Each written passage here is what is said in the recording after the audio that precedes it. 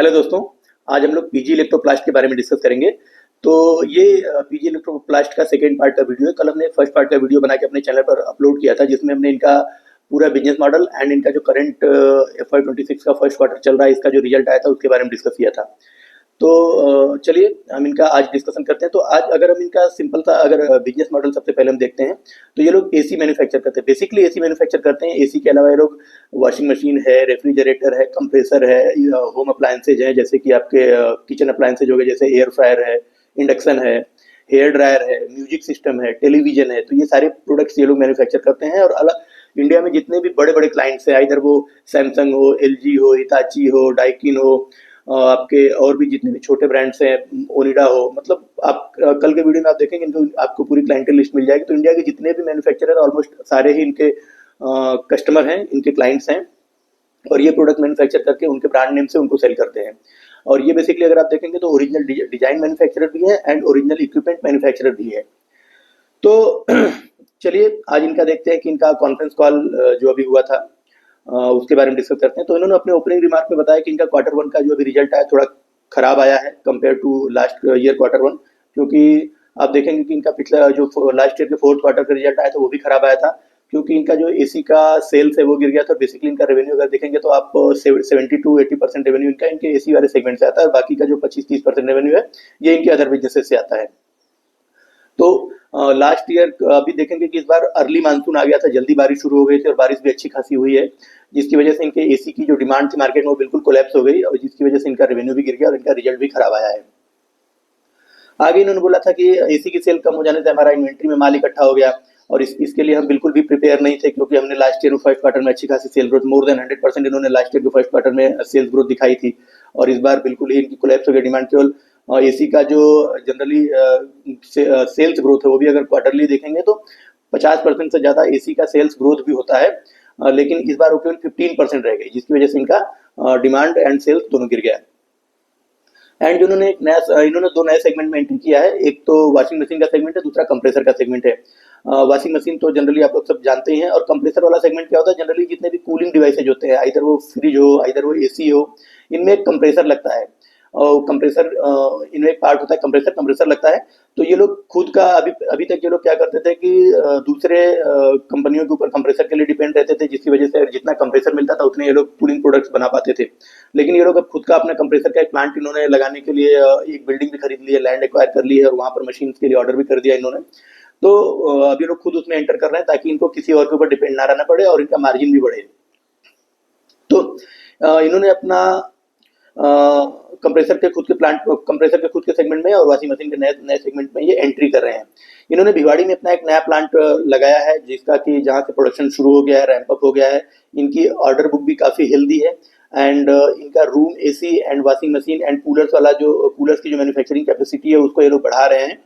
And जो large and emerging brands हैं उनको अपने साथ ऑनबोर्ड कर रहे हैं, उनके साथ अपने साथ नए नए क्लाइंट्स ऐड कर रहे हैं, उनसे ऑर्डर ले रहे हैं।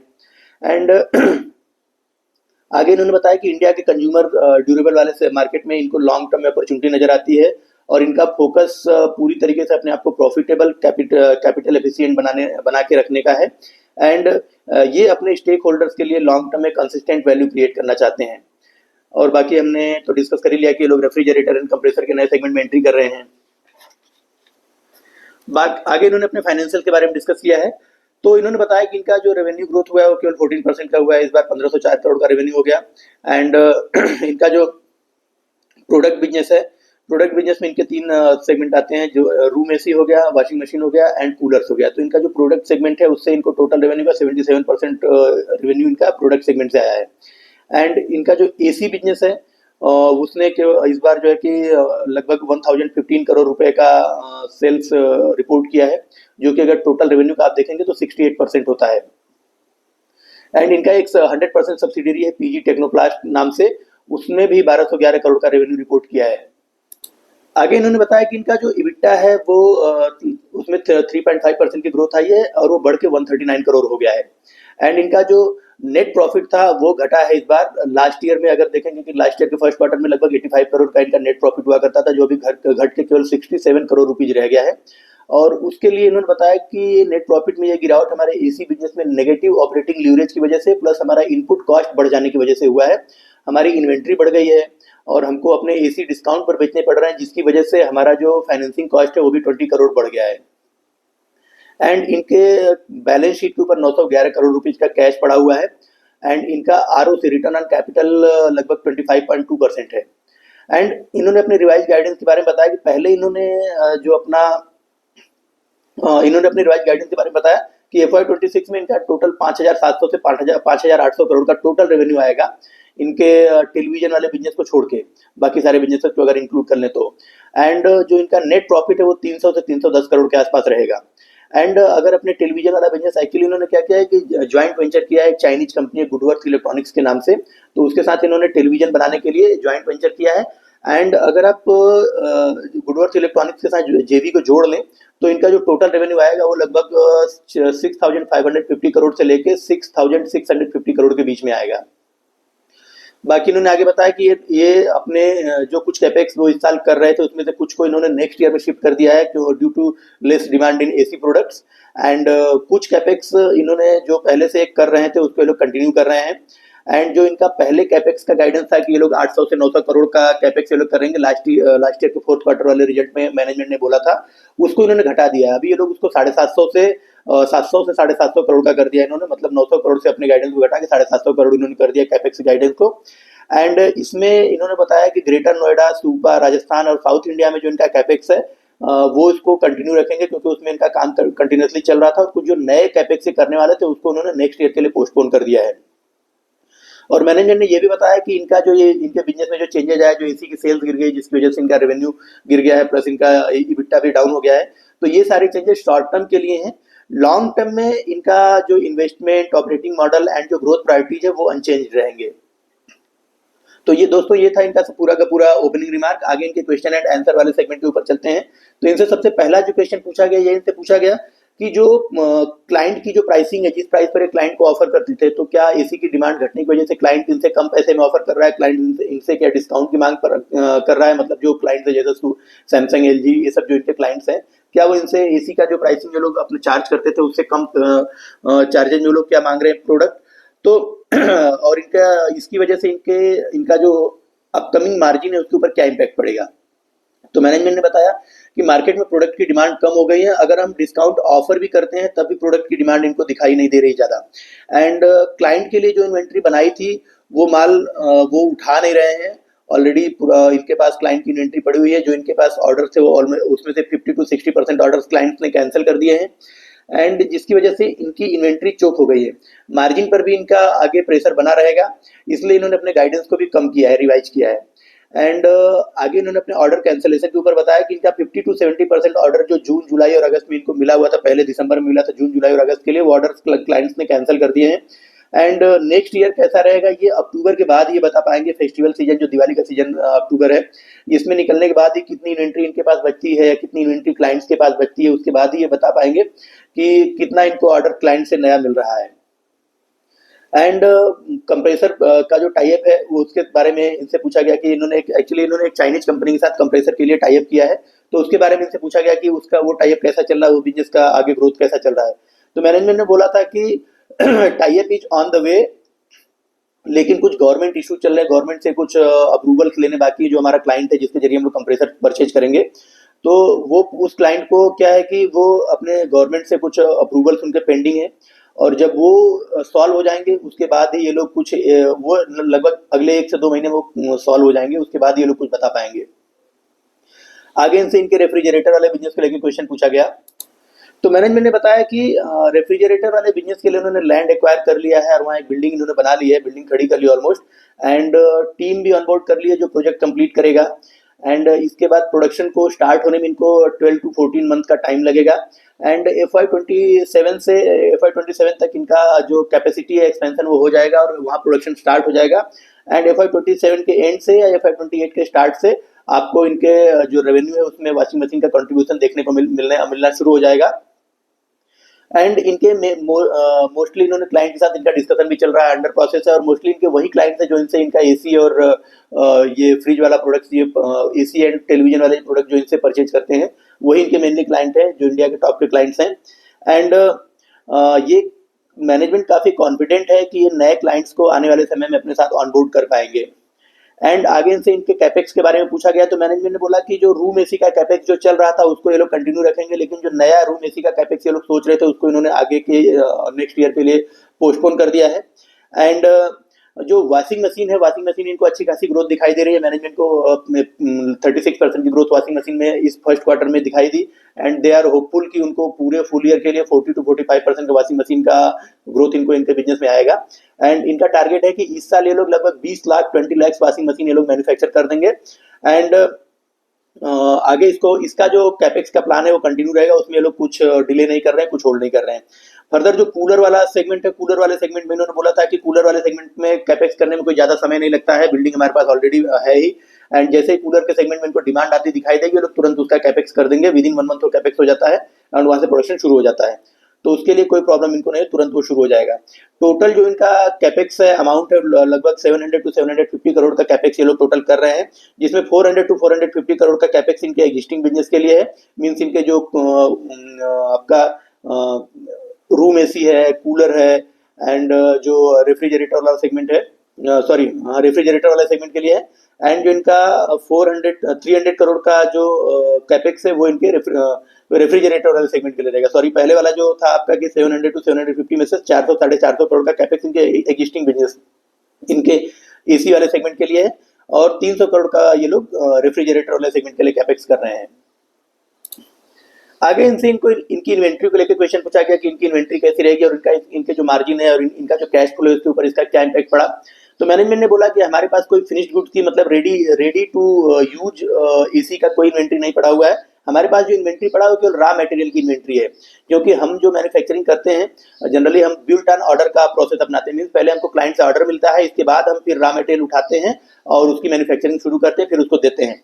तो इससे इनके पास रेडी कुछ नहीं पड़ा हुआ है, इनके पास जो जितना भी पड़ा है रॉ मटेरियल पड़ा है। एंड आगे फिर इन्होंने बोला कि इनको पिछले सीजन में दिसंबर से इनको ऑर्डर मिलने शुरू हो जाते हैं मार्च अप्रैल के लिए, तो इनको पिछले सीजन में दिसंबर एंडिंग में ही इनको ऑर्डर मिल गया था। तो इन्होंने क्या किया कि मार्केट से रॉ मटेरियल उठा लिया, रॉ मटेरियल उठा के इन्होंने एसी की मैन्युफैक्चरिंग स्टार्ट कर दिया। लेकिन फिर क्या हुआ कि अर्ली मानसून की वजह से जो क्लाइंट्स हैं उनके एसी की सेल्स गिर गई। एसी की सेल्स गिरने से उन्होंने क्या किया, सारे ऑर्डर्स इनके ऑलमोस्ट कैंसिल कर दिए, 50 to 60% ऑर्डर्स इनके कैंसिल हो गए, जिसकी वजह से इनके पास रॉ मटेरियल तो इन्होंने ऑलरेडी वेंडर से उठा लिया था, तो वो रॉ मटेरियल इनके पास इन्वेंट्री में चोक हो गई, इनके पास इकट्ठी हो गई। अब वो वेंडर का पैसा इन्होंने बैंक से लोन लेके चुकाया है। एंड इनके पास जो इन्वेंट्री लगभग 300 350 करोड़ की इन्वेंट्री इनके पास हुआ करती थी, वो बढ़ के लगभग 1300 करोड़ की इन्वेंट्री होगी। मीन्स लगभग 1000 करोड़ की ज्यादा इन्वेंट्री इनके पास पाइपलाइन में चोक हो गई है, जिसकी वजह से इनके कैश फ्लो के ऊपर भी नेगेटिव इंपैक्ट पड़ा है। एंड आगे इंडस्ट्री का आउटलुक पूछा गया कि इंडस्ट्री का कैसा आउटलुक रहेगा।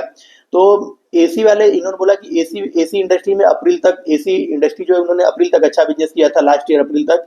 एंड साउथ की मार्केट से थोड़ा वीक रहा था। एंड इंडस्ट्री में जो ब्रांड्स हैं उनकी सेल्स में भी 20-25% रही थी। एंड जनवरी से अप्रैल तक 20-25% की सेल ग्रोथ उनकी भी रही थी। लास्ट ईयर की बात हो रही है FY25 की। एंड अप्रैल से मई तक इनको जो है नॉर्थ इंडिया और वेस्ट इंडिया से अच्छी सेल्स आ रही थी, लेकिन साउथ इंडिया और ईस्ट इंडिया से सेल ग्रोथ अच्छी नहीं आ रही थी। एंड जून में अर्ली मानसून आ गया, जिसकी वजह से क्या हो गया कि बारिश शुरू हो गई, और बारिश शुरू होने से सब कुछ कोलैप्स हो गया।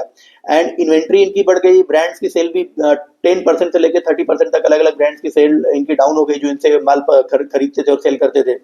अब मैनेजमेंट बोला कि अब आगे देखना है कि सितंबर क्वार्टर तक अगर इन्वेंट्री किस तरीके से मूव होती है, फेस्ट आफ्टर दिवाली किस तरीके से इन्वेंट्री मूव होती है, उसके बाद ये लोग मार्केट का कुछ ओवरव्यू दे पाएंगे। एंड इन्होंने आगे बोला कि इनका जो फर्स्ट हाफ में कुमुलेटिव ग्रोथ रहेगा लगभग 50 to 60% का कुमुलेटिव ग्रोथ आएगा। एंड अपने चैनल इन्वेंट्री के बारे में इन्होंने बताया कि चैनल इन्वेंट्री में इस समय जो ओवरऑल इंडस्ट्री की चैनल इन्वेंट्री है वो लगभग 1 मिलियन होनी चाहिए, लेकिन करेंटली अगर आप देखेंगे तो 2 to 2.5 मिलियन एसी की चैनल इन्वेंट्री पड़ी हुई है टोटल मार्केट में। एंड जो कि अगर नॉर्मल वे में देखेंगे तो लगभग 2 मिलियन ज्यादा है जो नॉर्मल इन्वेंट्री होनी चाहिए उससे। और इन्होंने बोला कि अगले 4 सालों में, अगर 4 सालों का अगर आप इनका परफॉर्मेंस देखेंगे तो पाएंगे कि इनका जो सेल्स ग्रोथ है वो मोर देन 100% रहा है एसी वाले सेगमेंट में। एंड लॉन्ग टर्म में इस बिजनेस को लेके ये इनका मैनेजमेंट बहुत बुलिश एंड ऑप्टिमिस्टिक है। अगला क्वेश्चन इनसे पूछा गया कि ये लोग फ्रिज के सेगमेंट में न्यूली एंटर कर रहे हैं, तो आगे चल के इनके रेवेन्यू मिक्स में जो 60 टू 70% रेवेन्यू इनका इनके एसी वाले सेगमेंट से आता था, क्या वो एसी वाले सेगमेंट से रेवेन्यू घटेगा और इनके जो अदर प्रोडक्ट्स है जैसे जो वॉशिंग मशीन है या टेलीविजन है, तो ये क्या इनका रेवेन्यू मिक्स बढ़ेगा क्या?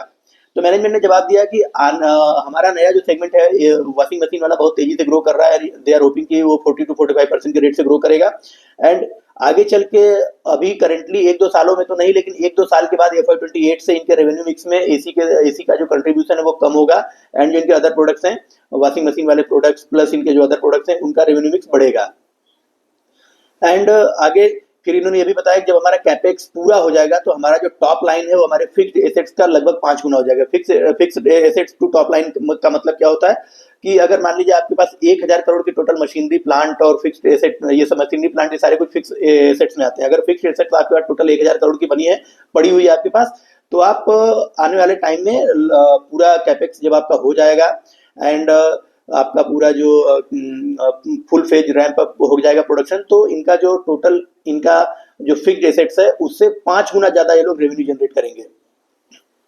तो मैनेजमेंट का तो काफी बुलिश स्टेटमेंट है ये, अगर 5 टाइम्स कर देते हैं तो आगे को लेके। एंड इन्होंने आगे ये बोला कि जब भी हम कोई नया बिजनेस स्टार्ट करते हैं तो उसको फुली रैम्ड अप होने में 1 से 1.5 साल का समय लगता है, क्योंकि प्रोडक्ट के वैलिडेशन एंड अप्रूवल में समय लगता है। तो एक बार प्रोडक्ट का वैलिडेशन और अप्रूवल हो जाए फिर ये लोग फुल फेज में रैम्ड अप कर देते हैं और प्रोडक्शन को फुल फेज में स्टार्ट कर देते हैं। फिर इन्होंने आगे बोला कि हमने लास्ट ईयर दिसंबर मंथ में प्रमोटर होल्डिंग को अपने डाइल्यूट किया, थोड़ा QIP किया, क्योंकि हमको अपने बिजनेस के ग्रोथ के लिए पैसा चाहिए था। तो इन्होंने अपनी प्रमोटर होल्डिंग को थोड़ा डाइल्यूट किया, QIP किया और मार्केट से पैसा उठाया।